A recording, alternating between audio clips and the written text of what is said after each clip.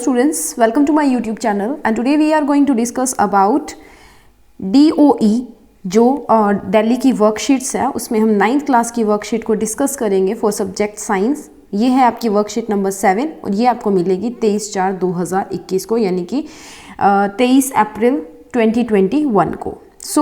यहाँ पे हमारा आज का टॉपिक है दैट इज़ मैटर। ठीक है, आपने काफ़ी सारी स्टेट्स ऑफ मैटर के बारे में छोटी क्लासेस के अंदर पढ़ा है कि हमारे पास स्टेट्स ऑफ मैटर एग्जिस्ट करती हैं। उसके अंदर हमारे पास क्या क्या एग्जिस्ट करता है, सॉलिड एग्जिस्ट करती है, लिक्विड एग्जिस्ट करती है, गैसियस फॉर्म के अंदर हमारे पास मैटर एग्जिस्ट करता है। ठीक है, आप अपने आसपास देखते हो, जैसे आप पानी को देखते हो, वाटर वो लिक्विड स्टेट में होता है। जैसे आप मिट्टी वगैरह या कोई और चीज़ आपकी टेबल वगैरह चेयर वगैरह देख रहे हो, सॉलिड होती है। आसपास आपकी हवा चल रही है, वो गैसियस फॉर्म में होती है। ठीक है, सो उसी के बारे में आज हम डिस्कस करने वाले हैं। ज्ञान, what you learn so far about matter around us, कि आपने मैटर जो हमारे आसपास है उसके बारे में आपने अब से पहले क्या क्या जाना है। सो ज्ञान बताता है, दीदी I have learned many things about matter like, अब ज्ञान ने क्या क्या पढ़ा वो उसके बारे में बता रहा है। Matter is made up of particles, matter क्या होता है, पार्टिकल से बना होता है। तो सबसे बड़ी बात कि मैटर के अंदर क्या होता है, पार्टिकल्स। चाहे बच्चे वो एयर है यानी कि चाहे वो गैस है, उसके अंदर भी क्या होते हैं, पार्टिकल्स होते हैं।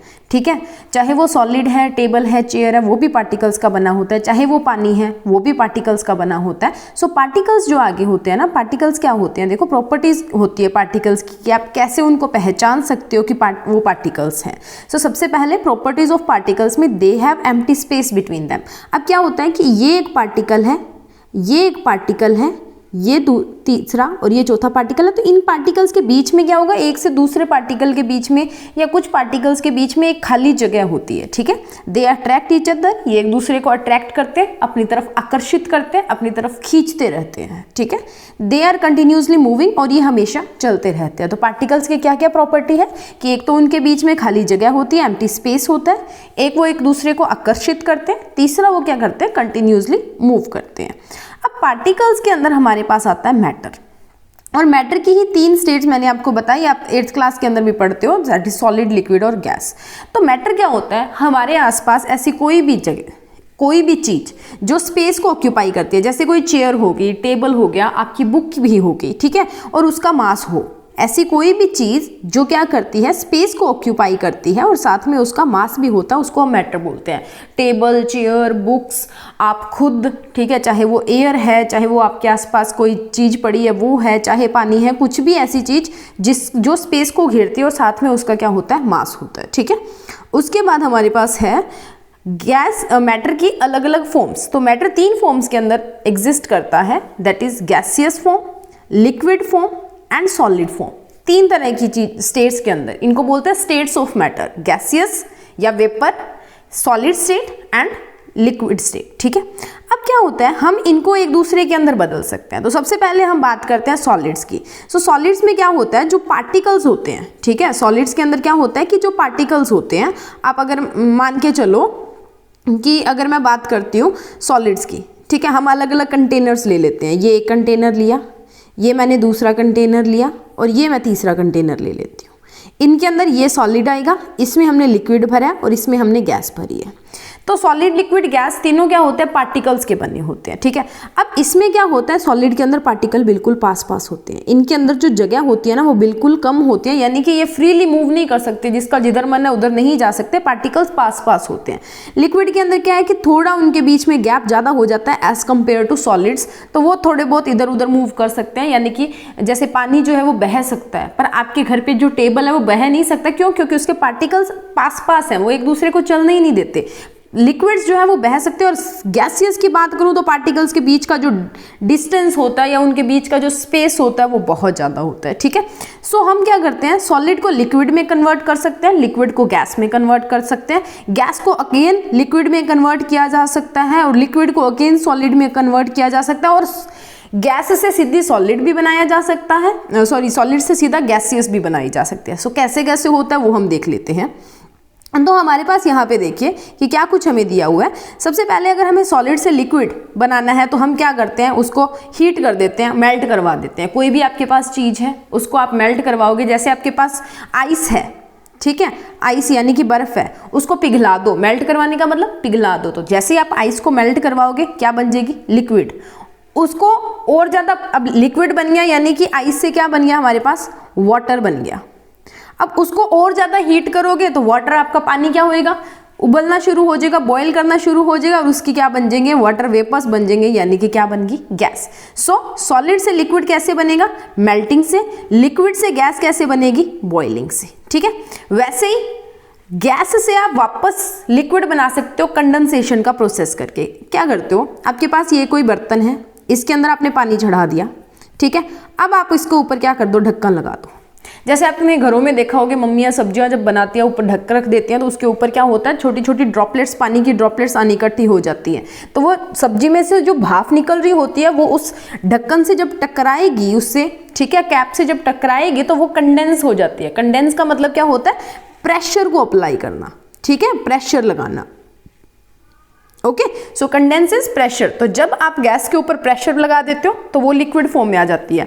आपने एक चीज और भी देखी होगी, एलपीजी, लिक्विफाइड पेट्रोलियम गैस। तो जब आपके घर पे वो कुकिंग वाला सिलेंडर आता है, उसको आप हिला के देखना, उसमें पानी जैसी आवाज आती है, ठीक है। नेक्स्ट आप क्या करते हो, लिक्विड से वापस सॉलिड कैसे बनाओगे, फ्रीज कर दो। जिस बर्फ का आपने पानी बनाया उसी को दोबारा फ्रीजर में रख दो, वो क्या बन जाएगी, अगेन सॉलिड बर्फ बन जाएगी, ठीक है। अब क्या होता है, हम डायरेक्ट सॉलिड से गैस बना सकते हैं, and that process is known as sublimation. Very very very important, इसमें से क्वेश्चन आता है, दैट इज सब्लिमेशन क्या होता है। तो सब्लिमेशन क्या होता है, जब आपकी कोई चीज डायरेक्ट सॉलिड से गैस के अंदर कन्वर्ट हो जाती है।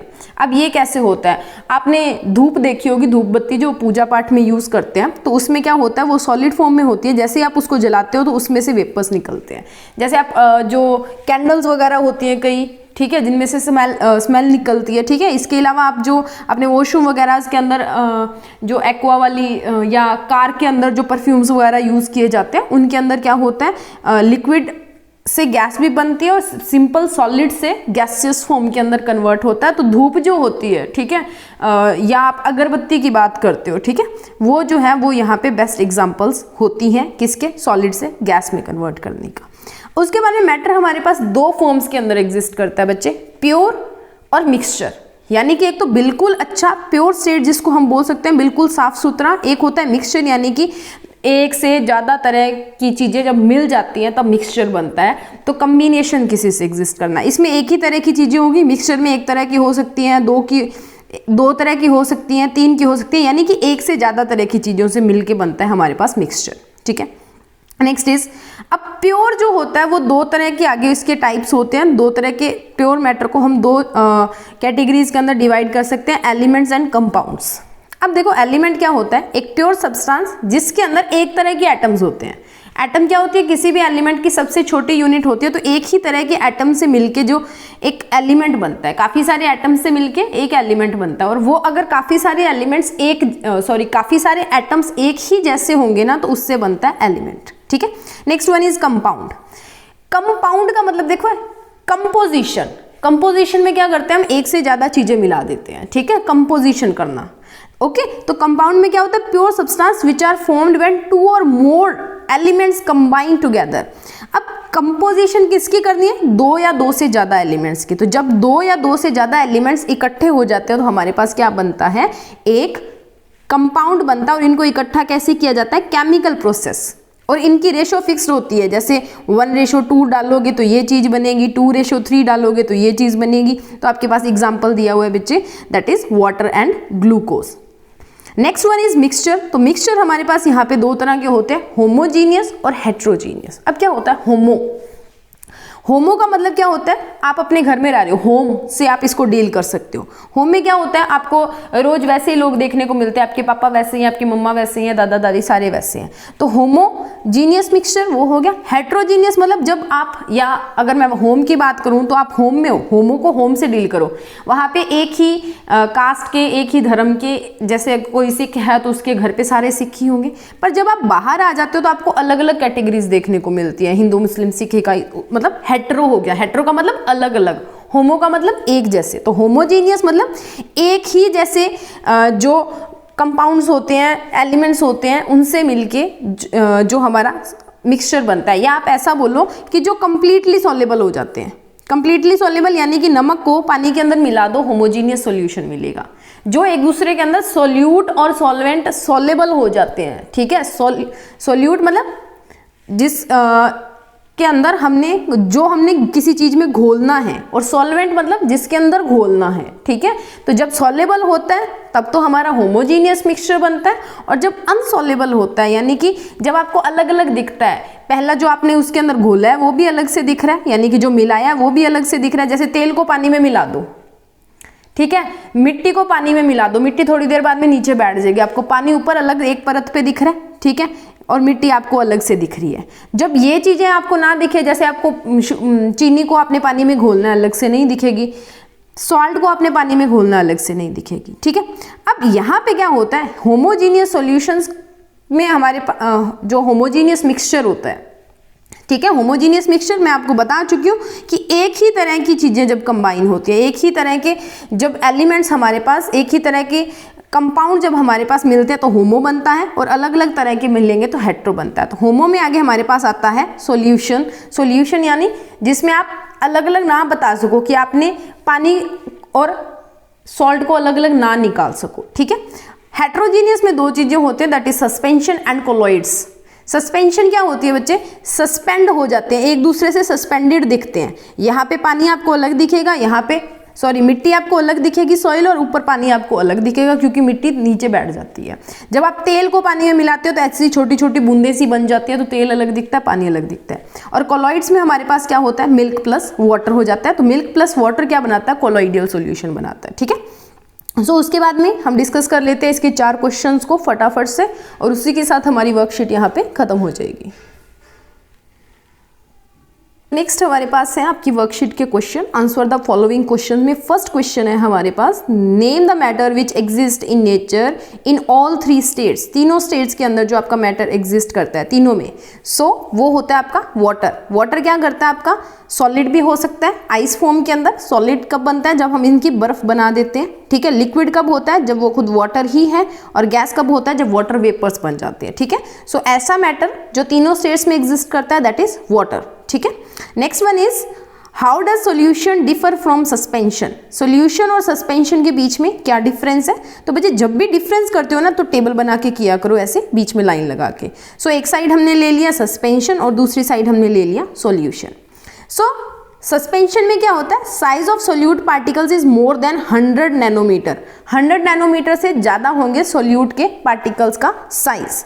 सॉल्यूशन में क्या होता है, 1 नैनोमीटर से लेस देन होते हैं आपके सोल्यूट के पार्टिकल का साइज, यानी कि 10 से 9 मीटर के विद एग्जिस्ट करेंगे, ठीक है।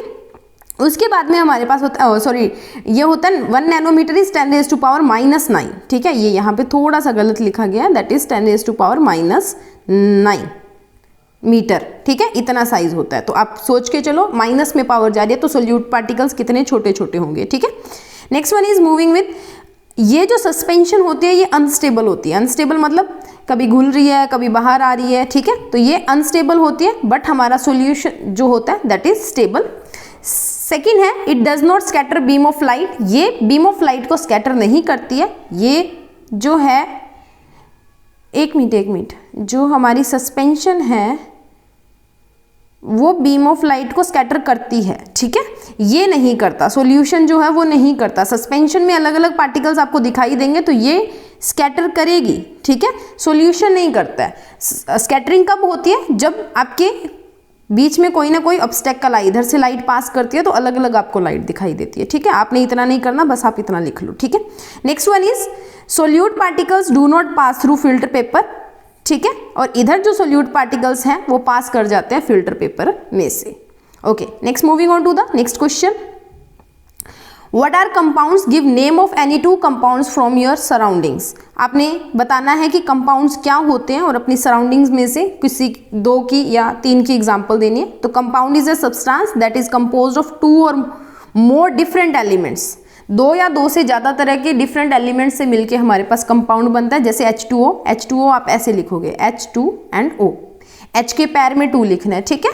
उसके बाद में टेबल सॉल्ट जो हम यूज़ करते हैं घरों पे, नमक NaCl, और उसके बाद में carbon dioxide that is CO, 2 जो एयर के अंदर पाई जाती है। तो ये हमारे पास कंपाउंड के एग्जाम्पल है, क्योंकि इसमें भी देखो 2 हैं, एक हाइड्रोजन है एक ऑक्सीजन है, इधर भी एक NaCl है यानी कि एक सोडियम है और एक क्लोराइड है, 2 अलग अलग है, इधर कार्बन और ऑक्सीजन 2 अलग अलग है। ठीक है, next moving on to the question number 4 कि मिक्सचर्स क्या होते हैं।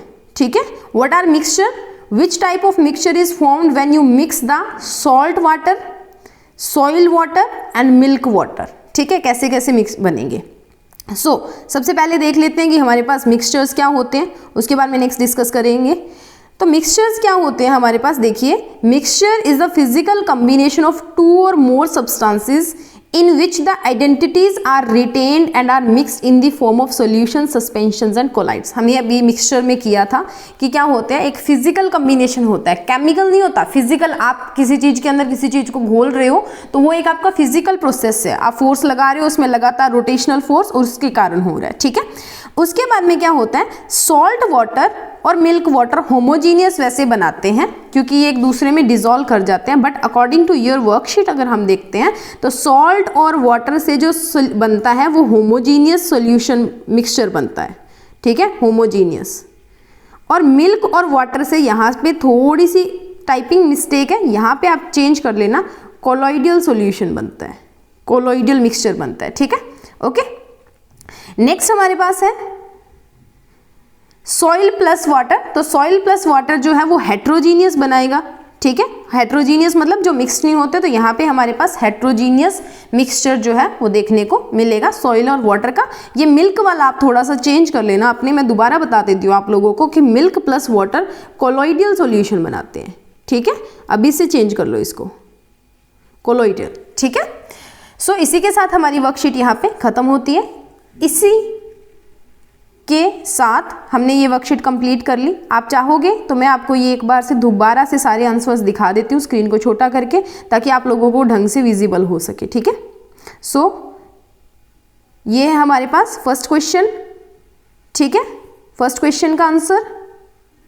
नेक्स्ट इज सेकेंड क्वेश्चन का आंसर, उसके बाद में third question and last is fourth question. Okay, so that's all about today's video. Next मिलते हैं नए वीडियो में नई वर्कशीट के साथ।